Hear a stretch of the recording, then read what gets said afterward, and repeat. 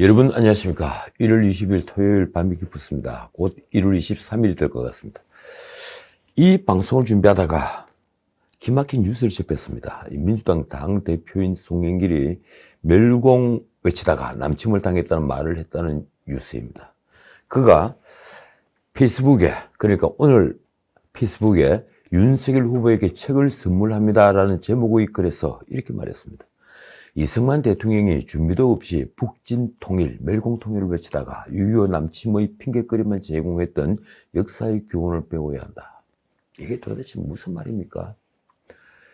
6.25 남침의 원인을 어디에 두는 겁니까? 그는 윤석열이 북한이 미사일 도발 징후가 보이면 선제 타격을 한다는 말을 한 데 대해서도 이렇게 썼습니다.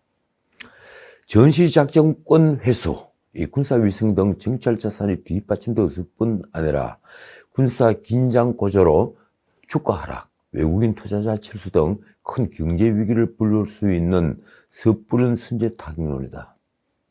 여러분은 이 말을 어떻게 생각합니까? 전쟁이 터지는데 지금 외국인 투자 걱정을 한다고요? 참 기가 막힙니다. 이런 분이 집권 여당의 당대표를 맡고 있으니 북한이 연초에 미사일을 4차례나 소화되는 도발을 하는데도 청와대 이 문재인 대통령은 도발이라는 말조차 하지 못하고 기껏 강한 유감이라며 김정은에게 대화를 구걸하는 게 아니겠습니까? 김정은이 핵을 소형화 고도화하고 난 뒤부터 우리 이 작전 계획은 바뀌었습니다. 유사시에 적의 미사일을 막지 못할 상황이 올 가능성이 아주 높기 때문에, 아니 100% 막지 못하기 때문에 적의 거점을 선제 타격하는 것으로 작전 계획을 한미가 합의해서 바꾼 것입니다. 그래서 그 전에 방어 후 반격을 정한 작계 대신에 이 북한의 거점 700여 곳에 대한 선제 타격과 참수 작전을 정한 작계 501호가 2015년부터 운영되고 있습니다. 대통령 당선인은 아마도 이 작계 브리핑을 가장 먼저 받을 것입니다. 그런데 송영길은 신세계 정용진의 인스타그램에 단 해시태그 멸공과 윤석열이 말한 선제 타격에 대해 시비를 건 겁니다. 그는 그러면서 전작권 전환과 군사위성 등 정찰 자산이 없다는 것을 이유로 듭니다. 우리가 글로벌 호크를 도입해 운용을 시작한 것을 모르는 걸까요? 김정은은 도발 징후를 드러내지 않고 미사일을 발사할 수 있기 위해서 지금 열차 발사까지 연습을 하고 있습니다. 우리는 또 거기에 대비해야 합니다. 그리고 어차피 북한의 도발 징후는 한미가 함께 평가합니다. 한미 동맹을 공고히 해야 하는 이유가 바로 여기에 있는 것입니다. 송영길은 북한을 향해서도 한마디 했습니다. 레드라인을 절대 넘지 말기를 강력히 촉구한다. 이 레드라인, 문 대통령 취임 이후에 논란이 됐던 용어죠. 도대체 그 레드라인이 무엇입니까? 그 레드라인이 김정은이 미국을 위협하는 ICBM을 다시 발사하는 것으로 여긴다면 송영길은 김정은이 우리를 위협하는 것은 하등 문제가 되지 않고 다만 미국을 위협하는 게 문제가 된다고 여기는 자일 뿐입니다. 그런 송영길이 윤석열의 권한책은 존 F 케네디 대통령 때 큐바 미사일 위기를 다룬 1962년이라는 책입니다. 묻겠습니다. 미국이 이 소련에게 군사적으로 대등한 위치에 있지 않았고 쿠바를 압도할 만한 군사력이 없었다면 케네디의 쿠바 봉쇄가 가능했겠습니까? 송영길은 그러면서 적극적 북핵 외교가 필요하다고 말합니다. 그가 한 말이 이렇습니다. 국민 여러분께서 이재명 후보를 당선시켜 주시면 당선자와 상의해 즉시 미국을 방문 돌파구를 찾아내겠다. 도대체 송영길은 지금의 한반도 위기가 왜 시작됐다고 보는 걸까요? 미국의 위협 때문에 북한이 핵무장을 했다는 김정은의 주장을 지금 믿고 있는 겁니까? 대통령 당선인이 송영길과 함께 미국에 가서 읍소라도 하면, 그래서 미국이 북한 제재를 철회라도 하면 문재인이 하지 못한 북한의 핵 포기를 이끌어낼 수 있다는 얘기입니까? 아니면 미국이 한반도에서 손을 떼기라도 해서 이 땅이 마저 적화되더라도 전쟁은 없어야 한다는 것입니까? 국민의힘 선대본부 대변인이 한마디 했더군요. 이렇습니다. 송영길 주장은 북한이 주장하던 남침 유도설과 무엇이 다른가? 6.25 전쟁 원인을 우리가 제공했다는 식으로 막말을 할 수 있느냐? 이쯤 되면 송영길 리스크는 민주당 내부만의 문제가 아닙니다. 바로 대한민국 리스크가 되어버린 것입니다. 국민의힘 대변인 또 그 점을 지적했습니다. 자, 이 국민의힘 장기표 선생이 대장동 의혹 특검 도입을 주장하는 1000만 서명운동을 22일부터 실시합니다. 전국적인 서명운동이라는 장외전을 기폭제로 삼아서 대장동 의혹 특검 요구에 다시 불을 붙이겠다는 전략입니다. 대장동 특검 촉구 1000만인 서명본부는 20일, 그러니까 토요일 오후 1시에 광화문 동아면세점 앞에서 발대식을 시작으로 활동에 돌입했습니다. 이 파장은 얼마나 클까요? 앞으로 이제부터 서명을 할 계획입니다. 솔직히 제가 늘 하는 말이지만 대장동이라는 물귀신에 발목이 꽉 잡힌 이재명은 지금 얼마나 속이 타겠습니까? SBS에서 그가 말한 대로 미칠 겁니다. 아마 특검을 받지 않았던 것을 후회할지 모르겠습니다. 그리고 보니 제가 KBS 라디오에서 그가 특검을 받지 않은 걸 실책이라고 하면서 아마도 특검을 받았으면 대선 전까지도 특검은 끝나지 않았을 것이고, 그랬으면 이재명은 대장동 리스크에서 벗어났을 것이라고 말했는데, 이를 옮겨놓은 신문 기사는 하나같이 대선 전에 특검은 끝났을 것이라고 썼더군요. 혹시 제 말에 의문보를 가졌던 분들은 유튜브에 있는 당시 KBS 방송을 보시면 진실을 알 수 있습니다. 어쨌든 대장동 게이트의 그분으로 지목받고 있는 이재명은 지금 본인 리스크를 지우기 위해 총력전입니다. 그는 21일 연터럴 파크로 불리는 이 경의선 숲길에서, 바로 제 집 옆에 있습니다. 이 연터럴 파크에서 자신의 욕설 논란에 대해 언급했습니다. 그는 2표 차이로 누군가가 떨어지게 될지도 모른다. 여기 계신 분들이라도 주변에 좀 알려달라. 왜 유능한 사람이 대통령이 돼야 하는지. 이렇게 말하며 욕설 논란에 대해 이렇게 말했습니다. 여러분들이 말해달라. 욕했다는데 보니까 엄마 때문에 그랬다더라. 집안 이야기 좀 그만했으면 좋겠다. 보니까 흉악한 사람이 아니더라고 전해달라. 그렇습니까? 제 의견은 반대인데 말입니다. 차라리 그 욕설 파일을 털어놓고 그렇게 말하면 좋았지 않았겠습니까? 그러고 보니 민주당 선대위에 가담한 서울대 수의대 우의정 또 이 형수 욕설을 사적 영역이라며 이재명을 옹호했습니다. 그가 19일 이재명 플러스라는 곳에서 쓴 칼럼에 쓰입니다. 우의정은 칼럼에서 사적 영역에서 무엇을 하건 개입할 것은 없고 존중돼야 한다며 과거 22년 전 어느 유명 가수의 성행위 비디오를 언급했습니다. 참 기가 막힙니다. 비교할 걸 비교를 해야죠. 당시 공사 개념이 희박하던 시절이라 그런지 동료 교수 중에도 일길대미 주변에 동영상을 공유하는 것도 봤지만 나는 사적 내용이라고 생각해 당연히 보지도 않았다. 그런 자들이 왜 윤석열이 아내 김건희에게 떡밥을 던진 뒤에 접근해서 장기간에 걸친 사적 대화를 검증이라면서 공영방송에서 트는 것을 환영한 것입니까? 본방사수라고 하면서 말입니다. 우의정은 이 점을 이렇게 밝혔습니다. 대선 후보 부인과 기자가 불륜 관계가 아닌 이상 그 녹취가 사적 내용일 것이라고 생각하지 않았다. 참 괴이한 변명입니다. 이런 말도 했습니다. 이 김건희의 현 상황 녹취와 이재명의 과거 녹취를 굳이 의도적으로 대등하게 놓는 것은 정치 의도 외에 다름 아니다. 이쯤 되면 고각 아세를 넘어서 내로남불도 도가 지나쳤다고 할까요? 대한민국 좌파의 수준이 그저 민망할 뿐입니다. 어떻게 이렇게까지 됐습니까? 이재명의 욕설 파일은 범죄적 수법으로 만든 게 아닙니다. 하지만 김건희의 녹취 파일은 공작적 취재 방법으로 생산한 범죄의 산물입니다. 비교할 걸 비교하십시오. 자, 어쨌든 이재명은 바쁩니다. 그는 다시 포퓰리즘 공략에 나섰습니다. 농민수당, 장년수당, 문화인 기본소득에 이어 22일 토요일 이번엔 청년수당을 내놨습니다.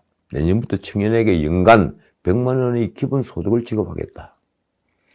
그러니까 19살부터 29살 청년이 약 700만 명인 걸 감안하면 그의 말대로 7조 원 가량의 예산이 필요한 공약입니다. 그 돈은 또 어디서 나오는 걸까요? 역시 미래 세대가 갚아야 할 빚입니다. 돈을 받는 그 세대가 갚아야 할 빚이라는 얘기입니다. 그런데 그가 한 말이 참 재밌습니다. 생애 주기별로 보면 같은 세금을 내고 가장 지원받지 못하는 세대가 청년 세대다. 가장 어려운 세대를 가장 배려하지 않고 있다는 게 참혹한 현실이다.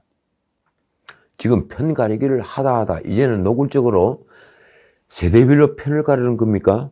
그렇다면 왜 연금개혁 공약은 내놓지 못한 것이며, 그렇다면 왜 국가 채무를 줄이기 위한 복지 구조 조정을 말하지 못하는 것입니까? 재정을 풀어 뭐든지 원하는 건 다 해주겠다면서 그 빚을 갚아야 할 2030이 배려받지 못하는 참혹한 현실이라고 하니 앞뒤가 틀려 그저 의안이 벙벙할 뿐입니다. 그는 1,000만 원 가량의 청년 기본 금융 정책도 내놨습니다. 내용이 이렇습니다. 1,000만 원 이내의 돈을 언제든지 장기간 은행금리 수준으로 빌리고 갚을 수 있는 청년 기본 대출을 시행하겠다. 이게 바로 기본금융입니다. 그러니 이 기본금융에 대해서 청년들이 빌린 돈을 못 갚게 되는 상황은 통계적으로 2% 정도라고 생각된다는 억지 주장을 내놨습니다. 청년들에게 돈 다 빌려줘 보죠. 2%밖에 안 되는가요? 그래서 1조 원을 대출하면 200억 원 정도가 필요하다고 합니다. 그렇다면 제2금융, 제3금융은 왜 필요합니까? 과연 그럴까요? 그는 윤석열이 내놓았던 청년 보좌관제를 흉내낸 공약도 했습니다. 청년 수석 비서관 제도를 도입하고 청년 특임 장관을 임명하겠다고 하는 공약이 그것입니다. 청년 특임 장관? 그러면 25세짜리 장관이 나오겠군요. 그러고 보니 여야 후보 간에 붕어빵 공약이 한둘이 아닙니다. 언론은 이름을 가리고 보면 누구 것인지도 모르겠다는 평가까지 나올 정도라고 썼습니다. 자, 이 정부 지원도 발빠릅니다. 이미 말씀드렸지만 무능한 홍남기가 세수를 또 잘못 계산했죠. 그래서 14조가 더 거친 것이 명분이 됐습니다. 문 대통령이 발빠르게 그 돈으로 사회적 거리두기로 매출이 감소한 소상공인을 지원하라고 지시를 했죠. 자칫 관권선거, 금권선거라는 공격을 받을 걸 감수하면서 말입니다. 결국 정부는 21일 14조 원 규모의 추경안을 확정했습니다. 1951년 1월 6.25 전쟁 때를 제외하면 1월에 추경안이 편성된 것은 이번이 처음입니다. 정부는 지난해 초과 세수가 발생한 데 따른 원포인트 추경이라는 점을 강조합니다. 그런데 이 14조 원 가운데 무려 11조 3천억 원 국채를 발행한 빚입니다. 지난해 초과 세수는 올해 4월 결산을 거친 뒤에야 활용을 할 수 있기 때문입니다. 당장 이재명이 치고 나왔습니다. 이 국민의힘이 제안한 35조 원 규모의 추경 편성을 논의하자. 국민의힘도 신년 추경 정액에 찬성하고 있죠. 3월 대선을 앞두고 지난 총선처럼 지금 여야는 묻고 따블로 하는 식의 돈 풀기 경쟁을 펼치고 있는 것입니다. 어떻든 소상공인 지원 내용은 이렇습니다. 9조 6천억 원을 투입해서 매출이 감소한 소상공인 소기업 320만 곳에 300만 원씩을 지급할 계획이다. 이 속엔 손실보상 대상업종뿐 아니라 지금까지는 빠졌던 여행 숙박업 등 손실보상 비대상업종까지 포함됩니다. 어쨌든 이번 추경으로 국가재정지표에는 빨간불이 켜져 있었는데 그 빨간불이 더 커졌습니다. 총 수입 553조 6천억 원 그대로인데 추경으로 총 지출이 621조 7천억 원으로 늘어났기 때문입니다. 이에 따라 통합재정 수지 적자는 68조 1천억 원으로 증가하고 GDP 대비 국가채무 비율도 기존 50.0%에서 50.1%로 올라서 역대 최고치를 기록할 것으로 보입니다. 이제 다음 정부는 한 푼 빚을 더 낼 수도 없습니다.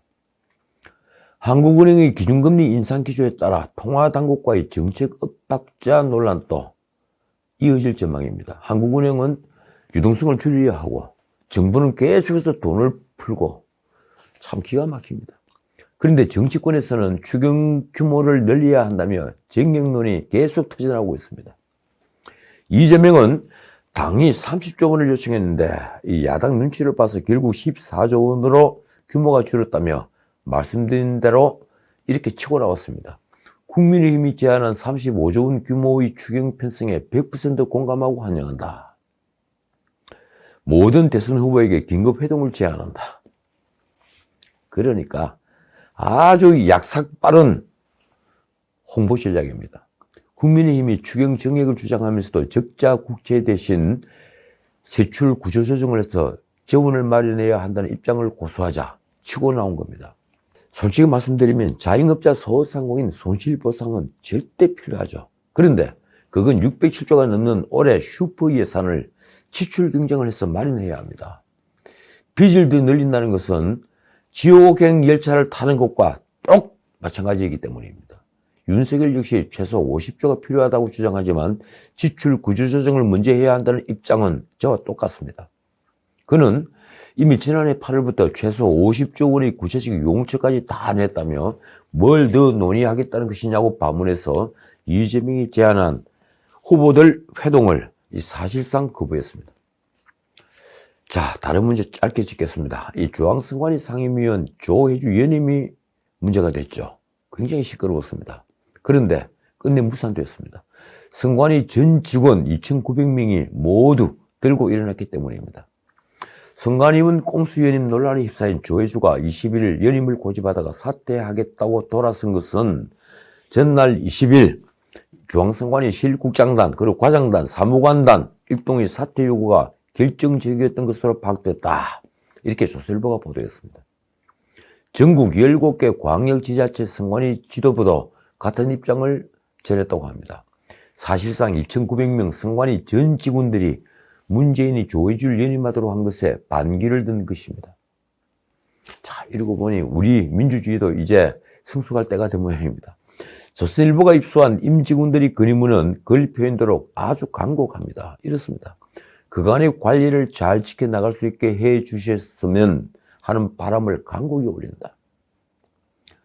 도대체 문 대통령은 무슨 생각으로 전례도 없는 선관위원의 연임을 밀어붙인 걸까요? 임직원들이 글에 있는 표현입니다.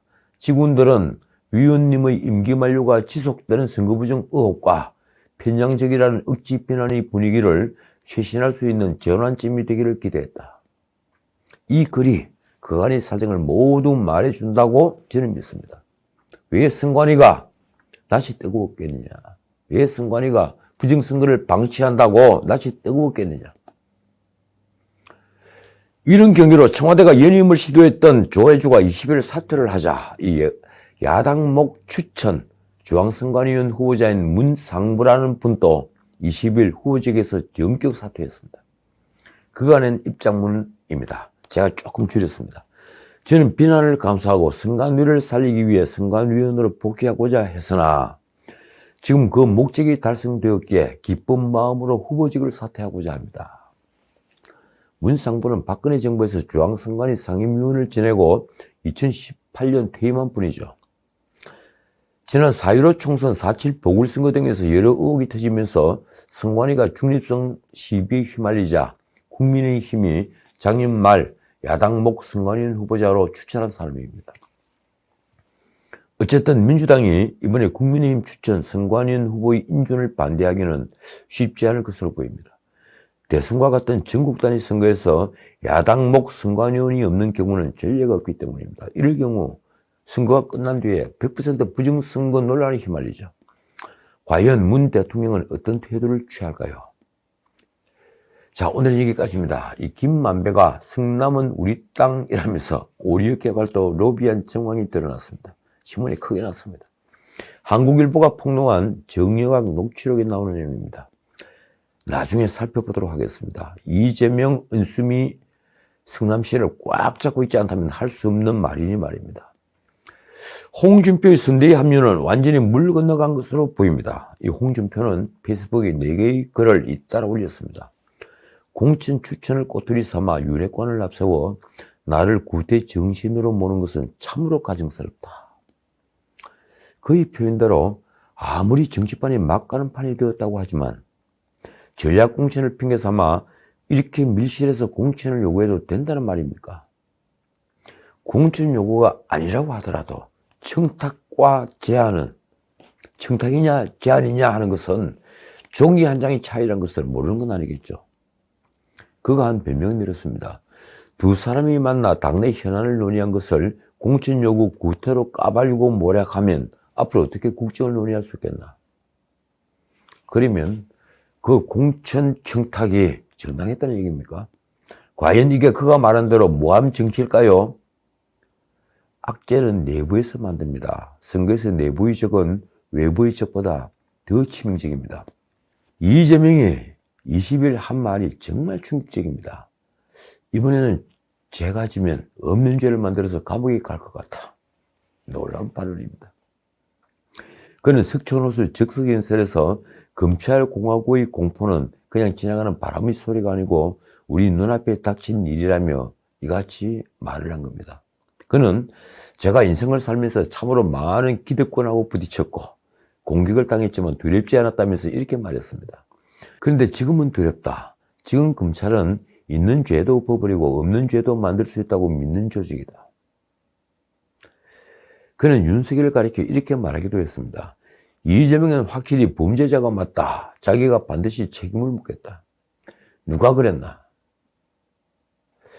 그는 스스로 범죄인 프레임에 갇혔습니다. 그런데 걱정하지 마십시오. 죄가 있다면 응당 처벌받아야 마땅합니다. 그런데 만약 죄가 없는데도 윤석열이 권력으로 죄를 만든다면, 말하자면 그분이 아닌데도 권력이 그분으로 조작을 한다면 제가 맨 앞에서 싸우겠습니다. 그런데 그런 일은 없을 것으로 확신합니다. 지금까지 전원책이었습니다.